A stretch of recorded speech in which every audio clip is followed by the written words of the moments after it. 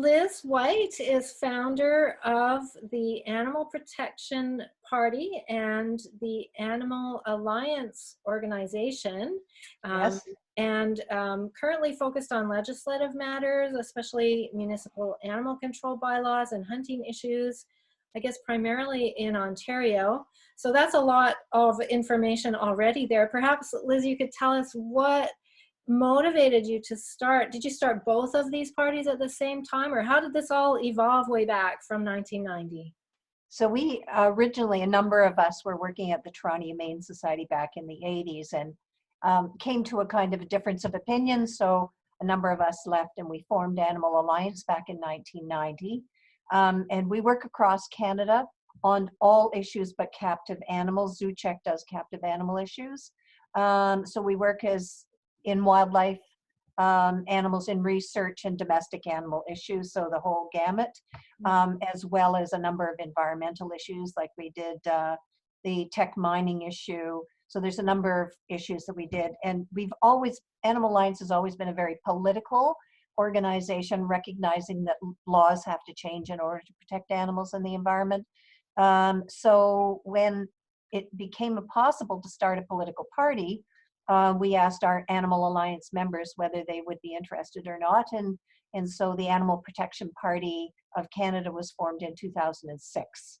And so we have they're two separate legal entities that operate differently, but the party is politics is embedded in its nature.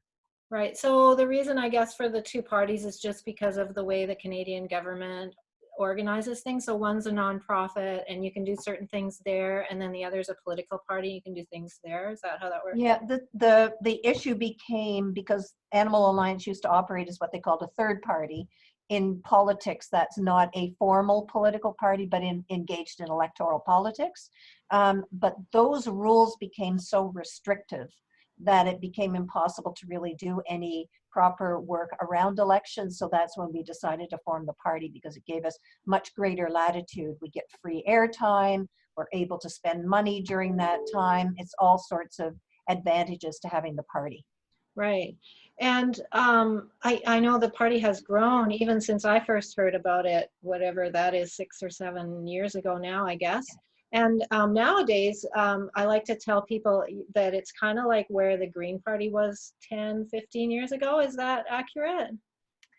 I think that, yeah, I mean, I think yes, in the sense that we're probably a lot more grassroots than the Green Party are currently.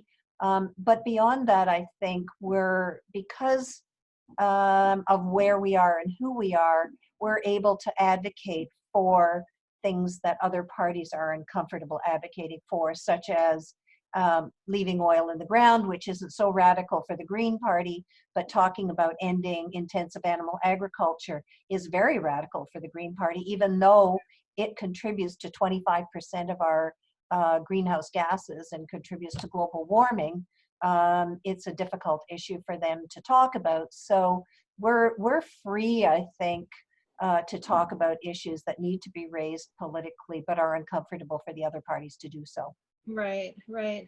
And so there's, the focus is on animals, which, I don't think people really get that until they're vegan.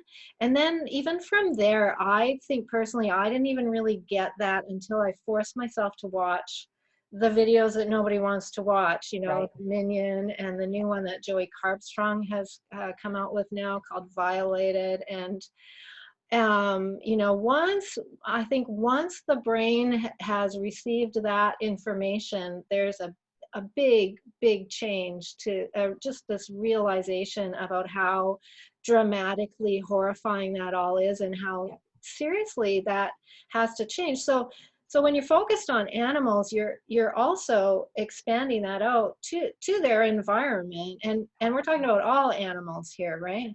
And I think it's interesting. It'll be interesting to see what evolves from the coronavirus, because all the discussion out there now is the connection between the animals that we exploit, the horrible conditions we put them in, and viruses that pass between animals and ourselves.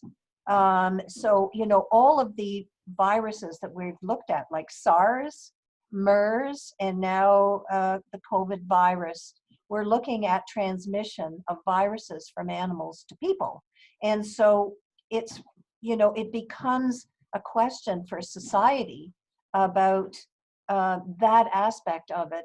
On top of that, so it affects our own health by viruses, but it also affects our health in terms of heart disease, strokes, diabetes, all the other things that affect people because of eating animals. And then additionally, it contributes to global warming, which affects our health through breathing in bad air and all of the other terrible things that are now happening out in the environment. So I'm hoping, as terrible as this is for people to go through, I think it's going to be a lot worse for animals. Animals in research laboratories trying to find the solution to the COVID virus is just, I can't imagine.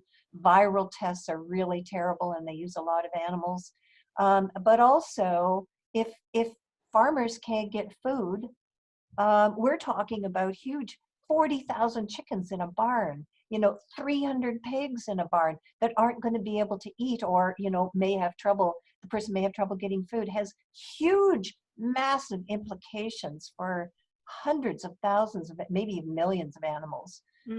So I think, I'm hoping this virus issue will maybe spur people to think a little bit more deeply about their relationship with animals and maybe start to change.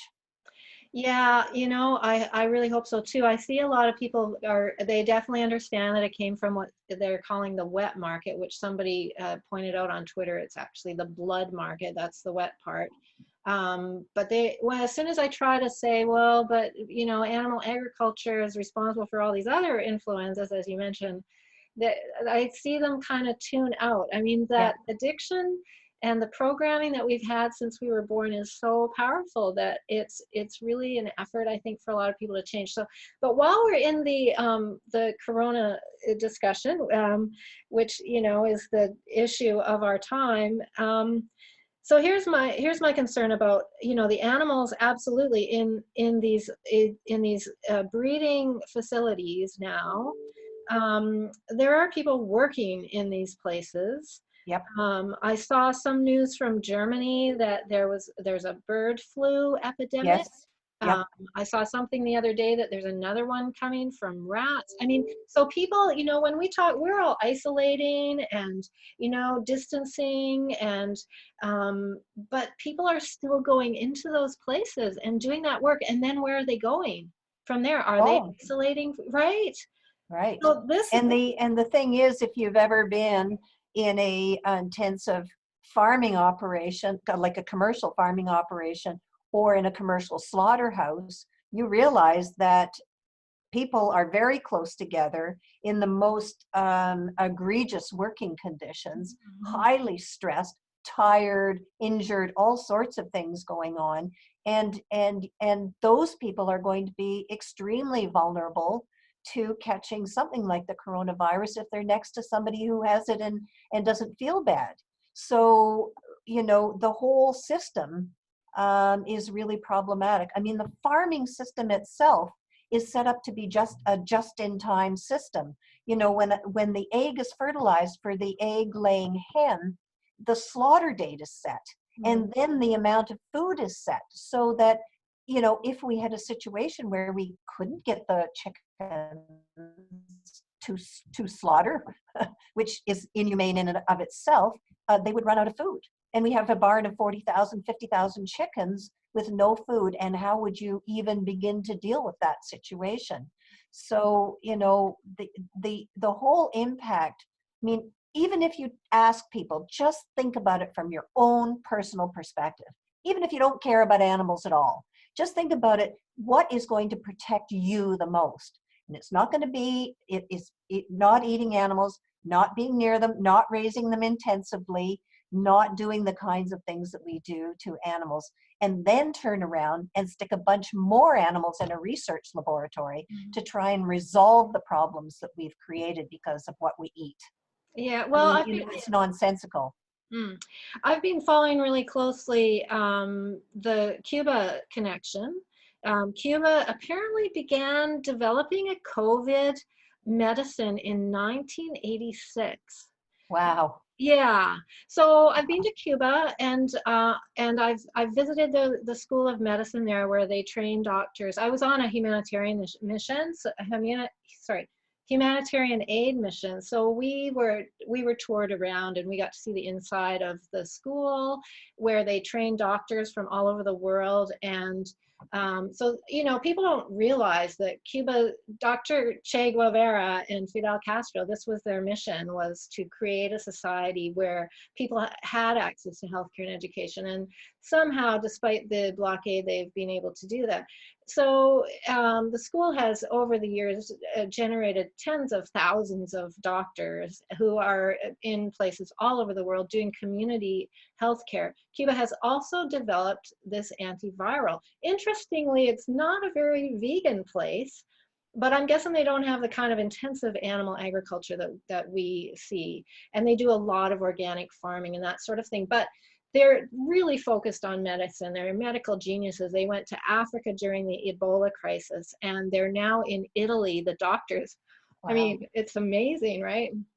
They're just so brave. But apparently it's a plant-based. If I read that correctly, they've come up with some plant-based thing. So I don't understand, and they've taken it to China. That's part of the reason why China is, as we're speaking, virtually case-free. The only new cases in Cuba or in China this morning, according to what my sources, are being imported. So within the country, thanks to the Things are Cubans under and their control. medicine, they've Yeah. taken their medicine to Mexico and Panama. And I don't understand why, Liz, if you were prime minister, That's a long shot. you never know, or Jordan or somebody, right? Doesn't it make sense to partner with the Cubans on this? And I mean, I think I would partner with whomever is with different thinking about how we do things. And, the whole discussion in terms of animal research is that animal research was designed in the 20s, 30s, and 40s. And, we've been so totally sophisticated in every other aspects of our lives, but we still depend on trying to make a rat appear like a human being. And it just doesn't work. So there is a push for looking for a new method approach to the type of research that is done. So I think any of us would be open to looking at whomever is looking at different ways of doing things. Just a little deviation from that. I've been talking to a farmer in Quebec who is a vegan farmer. So he does vegan, so no animal products whatsoever. So he's organic and stock free, as they call. veganic, I've heard it called veganic. Yes, there's veganic, and then there's biocyclic vegan agriculture, which is what they're using in the Netherlands and parts of Europe. But it's, according to him, it is interestingly a growing. So there are really interesting options out there that we can look to use to move forward in creating an environment that's entirely different than what we're in now, and still rich and diverse and interesting and wonderful, but it doesn't hurt other beings. Yeah.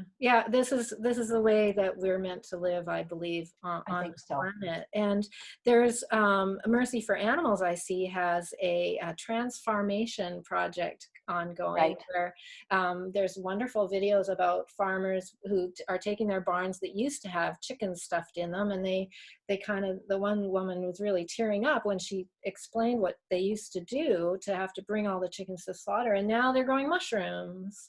Great. Or Great. there's another guy growing hemp. So Yeah. again, then back to, if you were prime minister, would you at this time, because I'm concerned that there's a supply and demand thing going on, obviously, and I've seen videos, and I've noticed myself that the meat areas of the grocery stores are absolutely cleaned out, and there's a fairly good supply of vegan food. So I mean, people are hopefully going to transition, but in the meantime, there's this supply and demand thing going on.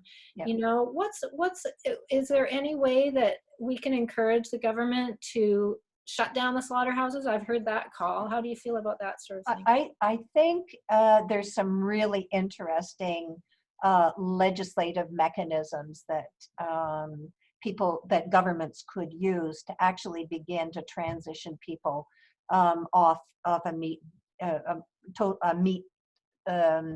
diet. And that, I saw that was really interesting. I worked with a guy who ran a company, and he had a lunch area, and in the lunch area, the vegan food was free, and the other food you had to pay for. Cool. So what actually developed there was a migration, obviously, to the free food, and began to change the dietary habits of the people that worked in this particular industry. And so I think, you know, that's exactly the way we have to go. We can't legislate everybody tomorrow is going to be vegan. I mean, it wouldn't work. We live in a democracy. We have messy debates and discussions. But what we could do is to say, if you eat whole foods, not processed foods, and plant-based, you will pay less for your grocery dollar than if you decide that you're going to meet processed foods.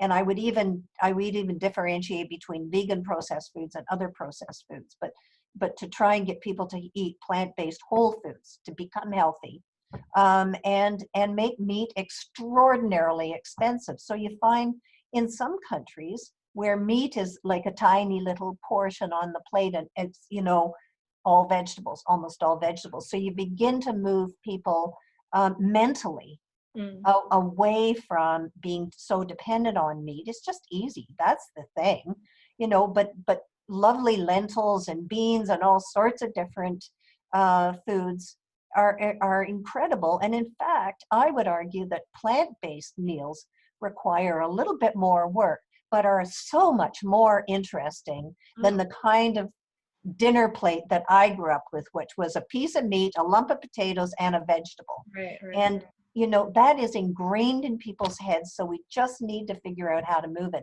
And I find that money often does that. Well, certainly it's arguable that we need to create space in the hospital system right now, and moving to plant-based, even a slight change in plant-based, increasing plants, reducing meat, is people see immediate results in their health. So that would reduce health costs. Absolutely. As well. Yeah, the discussion in hospitals about plant-based is what the discussion in the hospitals had about cigarettes. I don't know whether you remember, but you could go to a board meeting in some hospitals, there'd be a bowl of cigarettes on the table that people could smoke in a hospital. And now we're faced with a similar kind of thing, where if you go downstairs, you know, in some of the hospitals, you see Swiss Chalet or some other, you know, takeout stuff that has a lot of meat. And I think that's the discussion we have to have. It's like what we eat is like where we are when we were smoking. You know, yeah, I've certainly heard a lot of plant-based doctors talk about that. Dr. Barnard talks about that a lot. Yeah. And so, you know, he's founder of the Physicians Committee for Responsible Medicine. And I think that's one of their missions is to, and they have transitioned some hospitals in the US to have vegan food. And I think some are only vegan food now, if I recall. Is there anything going on like that in Canada? Not as far as I know. We haven't approached, we haven't done any work in that regard. We've sort of focused on the legislative stuff and developing a party platform that people can go and take a look at, because it's fairly comprehensive. And the party platform is based on the whole idea of the platform. It's kind of revolutionary, really. But the whole thing is, how do we get to a planet that's going to be livable for everybody? Right. And it requires us to change how we run our economy, how we run our food, how we do almost everything in our lives, so that we can all have a rich life on the planet, and the planet remains healthy, and all the species in the planet remain healthy. Yeah, I mean, and certainly as people are transitioning away from jobs, I think there's going to be a lot of jobs in the vegan sector in various these sorts of activities. Let's talk more then about what your organizations are up to. We have the spring bear hunt is a concern for me. That's something that Ontario's doing. Can you talk some more about that? Well, spring bear hunts occur all across the country, Oh, including in British Columbia, and which is really interesting because if you talk to sportsmen, they would argue that, you know, hunting moose or hunting deer in the spring is just not on because they have dependent young, all that sort of stuff. But bears are different for some reason. So we were able to win a ban on the spring bear hunt back in 1999, and it hung in place for 14 years. And then under Kathleen Wynne Liberals, they reintroduced it. We went to court to try and get it stopped, and lost in court. So it went forward as a pilot project, and now the conservatives here are talking about making it a permanent thing again. And it will result in bear cubs being orphaned and dying, and you know, it's mostly in Ontario, and I believe in other parts of the country, in the spring, an American hunt. So Americans come up as a trophy hunt to hunt bears in the spring. It's very few in Ontario, very few hunters hunt bear in the spring. So it's like a tourist thing. so the bears emerge from their winter hibernation and they come out and they stretch, and there's the guy, Elmer Fudd, with his rifle. Is that how that works? They come out, so they give birth to their young in January, and they come out when the snow melts. So they'd be out about now. And there's no food to eat. So they've been without food since they hibernated, probably 4 or 5 months, and they probably won't have much to eat until about June.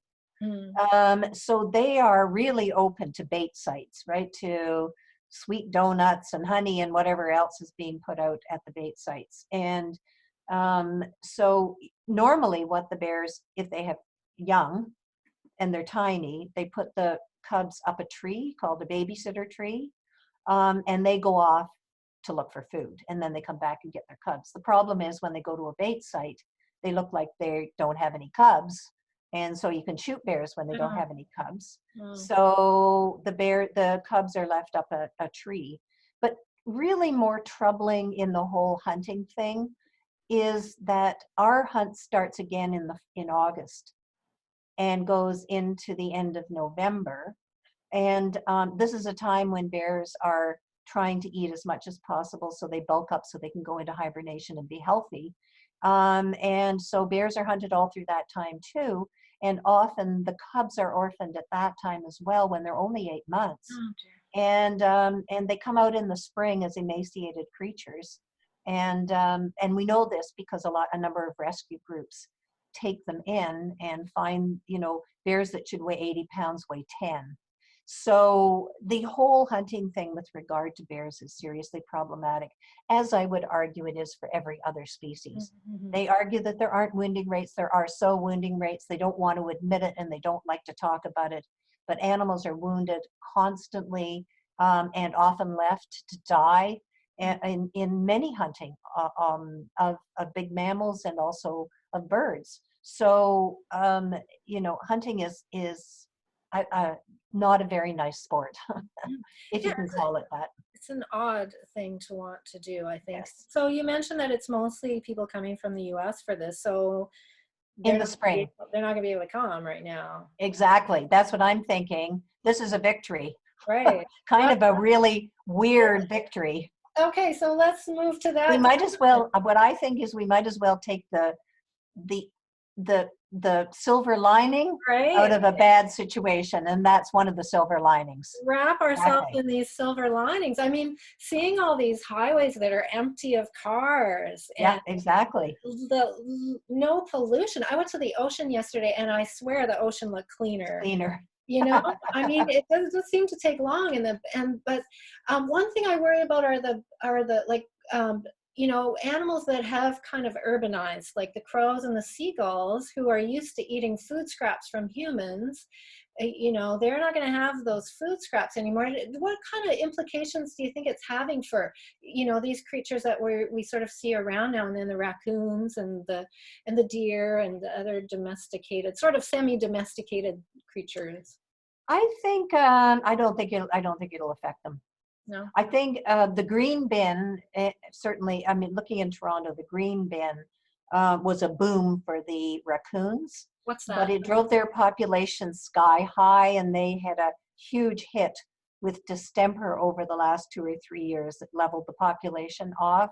So hang So on, I don't know what the green bin is. What's the oh, green? the green bin, that's the organic recycling that we have in Oh, Toronto. oh, so So, you know, they're they, scavenging. right. So Okay. they, you know, they've tried to create a bin that raccoons can't get in, but raccoons are way smarter than us. So they can get into these bins, and their population ballooned Okay. as a result of the food supply, but they ultimately suffered a huge distemper outbreak. Hmm. So I think it's better for the population um, not to have human food. And I think ultimately gulls and other species are pretty smart and can find food elsewhere if we're not handing out sandwiches and stuff. That was the conversation I had with them yesterday. Actually, I said, "Well, you guys are having to figure out how to be birds again." Exactly, exactly. The other thing I've heard, there was a notice on my Facebook about a rise in feral cats in Victoria. I suppose that could be that's a problematic situation here. Is that something you guys deal with in? All across the country is a feral cat problem. We've become part of a Toronto Feral Cat Coalition, which is, I would say, cutting edge in terms of dealing with feral cats. So we have a coalition which includes the animal services folks, a bunch of volunteers out in the community that trap, and then we have groups that identify where the colonies are and map them so that they know who's got the colonies and who's taking care of them. The cats that are neutered and spayed are microchipped so that they can be tracked and followed. And if they get out of their colony, they can be returned to their colony. All this great stuff. We have the city runs a recovery center for feral animals that are spayed and neutered. So it's become huge. But you know, the population in Toronto is estimated at 100,000. So, but the city, the Toronto Animal Services does free spay neuters for colony caretakers for feral cats. And then so does the Toronto Humane Society runs a low cost spay neuter, as does the OSPCA. So there's a good network of people working on this. So we've been reaching out to other communities across the country to say, look, you need to look at a way of supporting the volunteers in the community that go out and take care of these animals and put it into a more focused program so that you can measure at the end of it, is what you're doing and the money that you're spending actually working. And what they found in Toronto Animal Services, fewer animals are coming in. So fewer animals are being turned into the shelter, or you know, being picked up to be brought into the shelter. So I think that's the serious measure about the effectiveness of the program. So you're partnering with other organizations and government as Yeah, well on yeah, that and other issues. on other issues as well. But I think that's one of the really interesting ones. But we were partnered in BC actually with the provincial government and municipal governments in Cranbrook, Kimberley, Invermere, Elkford, and Oak Bay in Victoria on the it wasn't in Oak Bay, on the how to deal with urban deer. Right. Yeah. And you know, there's a number of culls that are going on in those communities. Not in Oak Bay now; they're doing radio collaring and immunocontraceptive. But in the other ones, they're doing culling. So we were part of a working with the government to say, let's try different things to see if we can't do this without being involved in lethal management of these animals. And we participated actively in a translocation program. and funded radio collars for animals that were being moved to see whether they survived or not. So yeah, we work closely, if possible, with governments and to move things in the right direction. And so what is it working, the collars and the translocation? Yes, it did work, and not, we were only able to radio collar some of the deer, not all of the deer, but the ones that were radio collared, some of them survived and some of them didn't. But that's true of deer generally. Whether they died more quickly than other deer, I don't think that was the case. There's been a number of studies done as a result of it. Unfortunately, in Montana, there was deer with chronic wasting disease. So they've just said that there will be no translocation anymore, so that you don't move the disease around. Mm-hmm.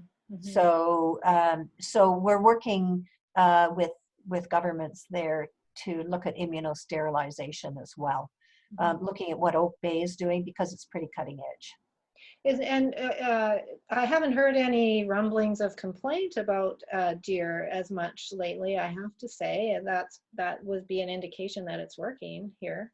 Well, it's I think because people are kind of engaged in the program, they've just started this immunosterilant, so you wouldn't know that it was working yet. It'll take a few years, but the fact that they've actually got people helping them count, identifying where the deers are, getting radio collars on them, they're engaging the community in the process so people can see that everybody's working on it to get to a place where maybe the community wants to be in terms of numbers. Right. So we'll see. So that's awesome. So you guys are working with the government as when you can here and there. At the other end of it, can we talk a little bit about the meat and dairy lobby and the hunting lobby and Sure. the impact that has coming at it from the other angle? Well, for example, we sit on a committee in Ontario that advises the government on how to resolve human-wildlife conflicts non-lethally. That was the intent of the committee right at the beginning. It's kind of morphed into how you resolve human-wildlife conflicts is to get rid of the animal that's doing the conflict mostly by killing them, because the committee is really, the majority of the committee are people who engage in hunting, trapping, and fishing. But it is an interesting committee to be on because we talk about a number of different things, and those issues go to government. So that's our connection with the hunting, trapping, and fishing lobby, other than fighting with them. So that we fight with them fairly regularly. They are just, on one issue, the trade in bear gallbladders, which we dealt with a number of years ago, we worked directly with the Ontario Federation of Anglers and Hunters because they were in agreement with us. Mm-hmm. They're in agreement with us about not having deer farms and boar farms and things like that. So there are issues that we can work together on. Sorry, and do, but most of the time we are in polar opposites on many issues. And so, it requires a battle. And that would be true of agriculture individuals as well. It's interesting in talking to this farmer in Quebec, his advice is to not demonize people. That doesn't mean you can't be opposed to them, but not to demonize them, but to see if you can reach out and begin to work with people and begin to change, how they look at things, and begin to give them a path as to how they move from, what is an intensive agricultural process to something quite different. And that's why this individual is so very interesting, is because, he's kind of gone through that process and come out to be a vegan organic farmer, and one that kind of issue is growing in Canada, albeit a very tiny amount at the moment. But I think because we're into this whole difficulty with agriculture, that I think a lot of people are going to be looking at alternatives and seeing if they can't move to an alternative approach. Well, I think ultimately supply and demand is where the power of the people lies. Yep. You know, and but I think also just like oil and gas is subsidized by our tax dollars Yep. to a huge amount, so is big agriculture. It is subsidized more than the oil and gas industry, animal agriculture. So that gives you an idea about how entrenched this whole issue is. However, the way it's constructed in the sense that it's just in time, right? You have the number of cows that produce a number of milk for a certain time, all that sort of stuff. Same with chickens, same with pigs. That anything that gets in the way of that entire operation creates a significant problem for the whole industry. So it means that although it looks gargantuan and monolithic and difficult to deal with, I think there's some very real weaknesses in the system that events like we're having now are going to very clearly point out. And so I think that there's an opportunity to talk to governments about the fact that if you want to talk about food security, you're not going to put your money into intensive animal agriculture. That's not where the security is. So maybe now we're beholden as citizens, and we have lots of time to do this. We can write to our government. Absolutely. And say, absolutely. you know, go meet with your MP. Meet with your MP. Like we're meeting. Yeah. Yeah, no, like, yes, exactly. Go, yeah, if you can set up a Zoom meeting, perfect. Meet with your MP and have this discussion. Because when I lobbied MPs in Europe, people knew, the MPs knew about these issues. They could talk with some degree of authority about agriculture, all those sorts of issues. Same in the States. In Canada, alternative animal is not, discussing these issues about animals is, most of the MPs don't know anything about them. Interesting. Sorry. Don't know anything about the issues that we're talking about, don't understand what the problems are. Wow. So, and if all they're hearing from are the farmers and the chicken producers, that's right. Then that's what's going on in their brain. So we need to influence their brain. So when we're writing to them, we can talk to them about ending the subsidies, making and subsidizing instead, the oat farmers who are making the wonderful oat milk that now we can enjoy. And because I think ultimately this is a time of awakening, and for different levels, for different people. But one thing I think we're all becoming aware of is where our food is coming from and how much, they closed the borders, thank heavens. And also, thank goodness they left it open to transport food. Otherwise, we'd be toast. And that, I think, is a huge awakening that we need to all have. So there's that. And then when we're writing to the government, so we need to encourage more organic agriculture locally, I think. But then, as you say, not demonizing and stranding the farmers. They are in a cycle that they probably inherited from their parents or whatever, and helping them with a just transition. I remember I was involved with the Green Party years ago when they were a small and struggling party trying to, and it was very grassroots at that time. It's not so much anymore, but it was. And one of the discussions we would have was about just transition. I think that's where I first heard about that, when Joan Rousseau was the leader of the Green Party. And she would focus very strongly on the idea that, yes, we need to move away from fossil fuels, but you can't just abandon all of these workers, that there needs to be a training process available for them so they can transition. And we need to do the same for animal agriculture. Absolutely. How do you transition? But my experience with government is that there's no thought in transition. The thought is, are you going to build a link to the West Coast so you can ship your oil? Right. That's the level of discussion. Are we going to say yes to the tech mines in Northern Alberta, or are we not? It's not, how are we going to transition from that to renewable energies in a way that employs the people in the oil fields in renewable energies. There's, it isn't that renewable energies aren't being produced, they are, but they're being produced despite the fact, that we are supporting the oil industry. And yes, there's some support for this, but if we invested the same amount of money that we invest in oil, in renewable energy, I think we'd see a sea change in what's available to people for non-polluting kinds of energy approaches. Absolutely. And I mean, as long as somebody's subsidizing something, they're not going to change. Yeah. Why Yeah. would they change if they're getting Yeah. a handout? So we need a Green New Deal, basically. A vegan Green Deal. A vegan Green Deal. Good, awesome. I like that one. And so what about the egg gag situation? So for people who are You're trying, sort of blurring there. oh, sorry. For people who are trying, I think the system's kind of froze. Oh, there you go. Okay.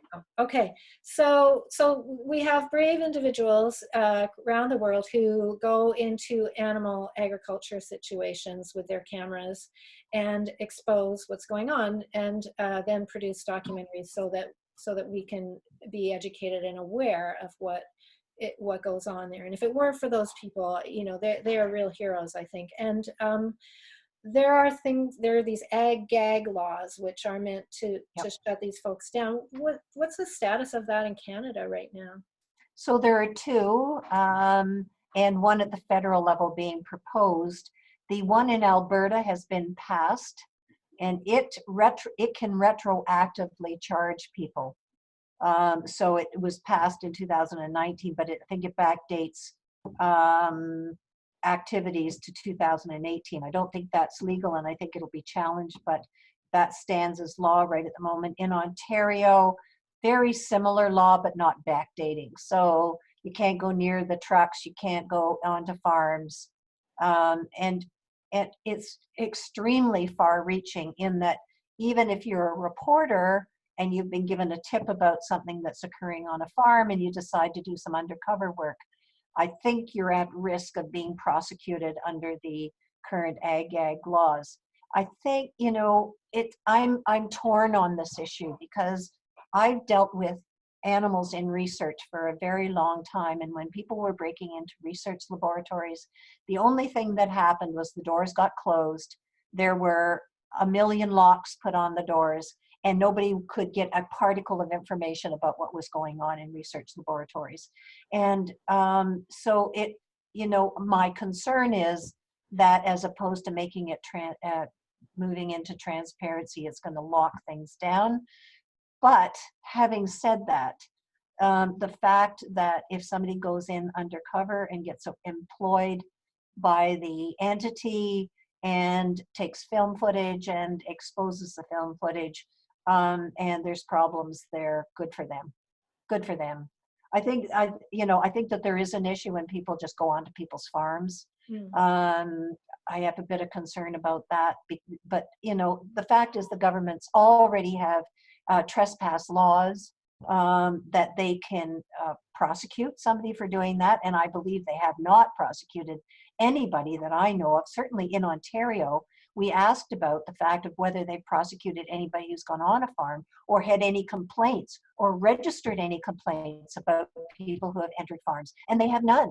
So, you got to ask the question, what are you doing this for? And it's for politics. It's the payback for the agriculture lobby groups to say, we're going to shut this down from the public. They have no business knowing what goes on the farm. And then when you have people that are on the farm and see the conditions that the animals are in, you got to wonder what's going on other farms, right? And, in Ontario, there's a group called Better Farmers, and they are concerned about the Egg Gag law because they think farms should be open and transparent and, have nothing to hide in terms of what they're doing. So it's an interesting dynamic, but I think really it's about the big agriculture and sort of the big commercial entities that are involved in animal agriculture that are motivating this thing and pushing two conservative governments and a third conservative MP to push these kinds of legislations, as opposed to saying, okay, we're going to have more inspectors go in on farms, and when there's problems, we're going to shut them down. Right. Yeah. Yeah, if you're doing something that you're proud of and you put your name on and you sell it, you certainly, why are you afraid of showing us the process that brings us that? Well, you know, you look at all the ads of the chicken farmers of Canada and chicken farmers of Ontario and chicken farmers of everywhere else, and you think they were laying the eggs. They don't show a chicken, That's and they don't show what the chickens look like because it's really bad. And so if you have to hide all that stuff because of what it actually looks like, then you've got a real marketing problem, and you should be exposed for what you're doing. well, and So maybe this will offer an opportunity for them to awaken to the yeah, fact that maybe they could get another virus from the animals that exactly. they're handling. You know, it's really come home. The chickens have come home to roost, we might say. Exactly. Yes. That's it. And speaking of commercials, you know, I put the TV on now and then, and I forget what I was watching the other day, but every single commercial, there was some burger or food, you know, meat as food Yep. product. And so that there again, so how much of our tax money, I wonder, is going to pay for commercials to make this look like a beautiful, friendly, healthy, happy product? You know, it'd be interesting to follow that money around. It's Because very, and it's, you know, it's pervasive, so it's very hard to fight. But I think if, I think the key is just saying, let's remove all the subsidies. yeah, No I'm subsidies. yeah, Subsidies for people who grow plants, right, not people who grow animals. right, yeah, And just make it as clear as that. yeah, yeah, and So, maybe shift some of that subsidies over to farm sanctuaries so that the yeah. animals currently in existence can go and live out the rest of their life, and then we just stop forcefully bringing them into the world. It's not like they breed naturally. It's No. completely artificial insemination, and that's what Joey Carbstrong focuses on in his new documentary. It's absolutely Horrible. unbelievable. So just stop doing that, and then the ones that are here can go and live their lives, and we'll move into a lovely vegan utopia. Let's do that. Speaking of Yeah. government and talking to government, do we know of any vegans who are elected officials across the country right now in any of the? Yeah, there are a number of vegetarian and vegan MPs. Nathaniel Erskine Smith, who is a MP in the Beaches in Toronto, is vegan. His wife's a vegan chef. He's liberal.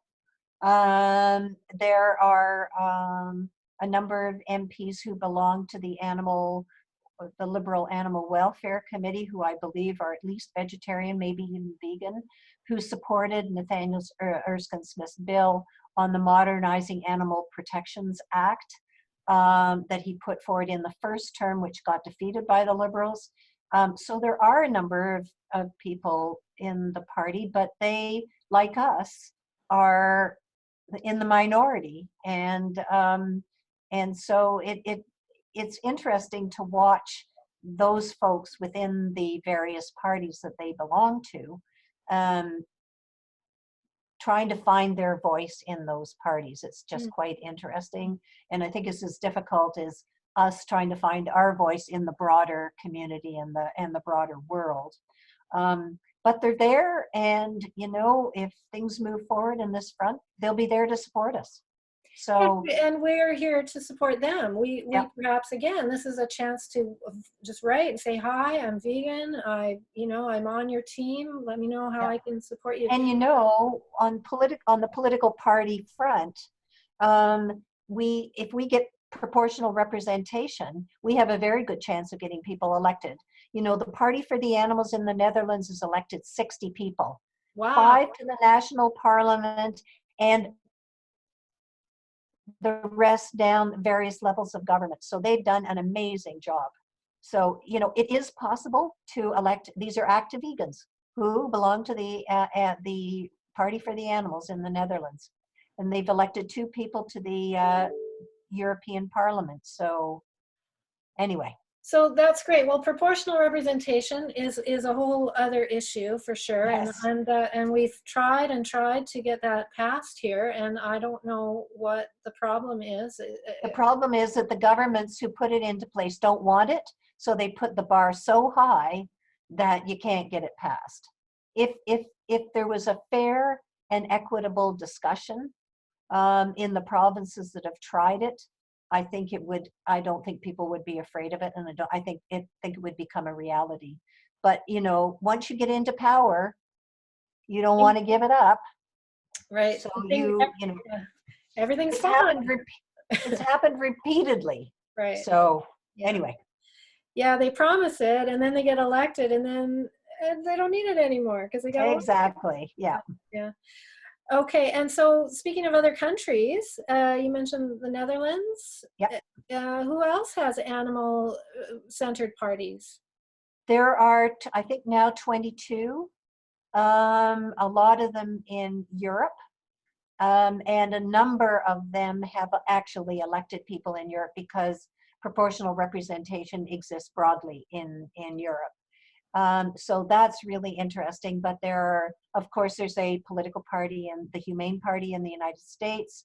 A number of South American countries have political parties. So we've been to one of the gatherings that the Animal Protection or that the Party for the Animals puts on, inviting all representatives from all the parties, animal protection parties, to get together for a conference. So we've been to one of those in 2017, and it was really inspiring because there's just these fantastically active political people around the world actually making a difference in legislation. In the Netherlands, for example, the government has made a commitment to get out of using animals in research by 2025.